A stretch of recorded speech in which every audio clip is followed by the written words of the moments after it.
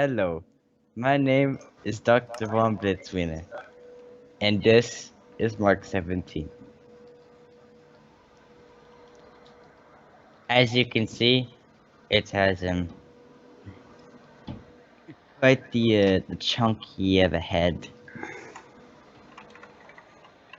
and my once beautiful face.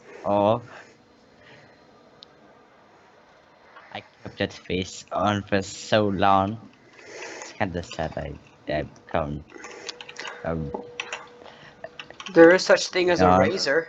from my sadness. Well, I could, but my mouth and eyes have kind of grown, and now they're like farther apart. I think the mustache is still keeping me look semi how to say it? I don't even know. I gave him some headphones to listen to anime opening music. That's what I listen to every day of my life. It's saddening how far down I've gone. In the back of the head here, this is where we have his my sciencey room of sciences. This is actually quite the experimental mark because this is my first time using a reactor. I've always tried not to use these such a thing since I've always been worried of one of these leaking out over time and causing the entire mark to be unusable due to radioactive gases and energy leaking. Oh, this is quite the dangerous test I'm doing right now. Quite out of my comfort zone, but sometimes you gotta test new things if the other things are getting old or if you're just in the mood for it. I don't know. I don't know why people try to do these things. I thought that would be cool and fun. Reactors was always a cool word. Also, probably one of my favorite parts about this mark is the fact that we have a clear window to my all popular and beautiful deposits, and yes, I find it quite appeasing to stare at. Like a moth staring at a lamp. Moving on from that, let's get to probably the greatest thing about this mark. And that, going along with my plan for this one, I wanted to make this thing as strong as possible and resistant. That small room was certainly not anything compared to the size of the body. That is because the entire body is coated with a layer of hair. Yes, that's why I don't have a beard currently. I had to shave it all, unfortunately. And I also had multiple sheets of iron in place as well. Went on the test, the fireproof test. Unfortunately, his face and his mouth and eyebrows will be disintegrated.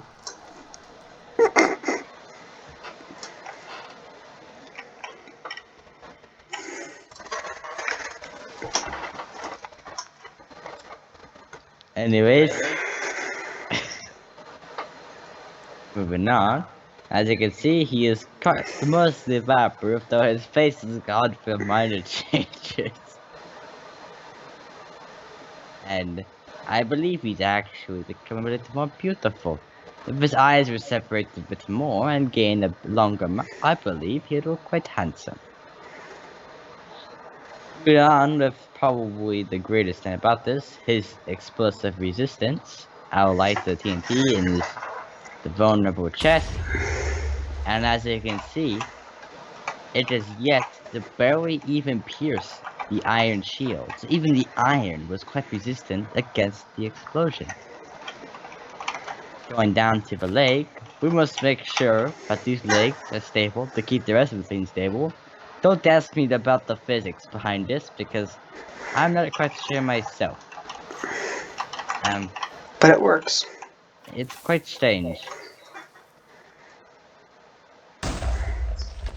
As you can see, most of his leg will be blown apart, but clearly he is set to fall over, so that means that this giant blob has actually the ability, apparently, to defy physics.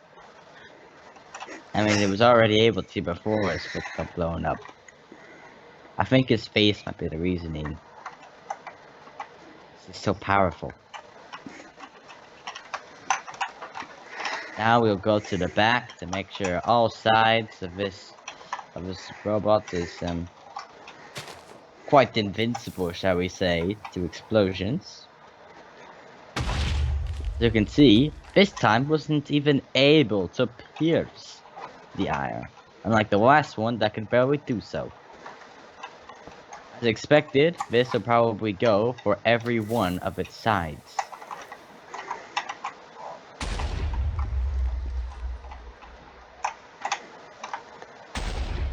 Again, the last one wasn't able to, but it appears this one bomb was actually able to be more successful, which is quite interesting. This is probably our most successful one so far. Indeed, in terms of explosive resistance, I dare say this thing might be almost invincible. In terms of resistance, this is our most successful one, obviously. Not much to go on about this one besides, I believe I did quite a good job making a explosive-proof robot.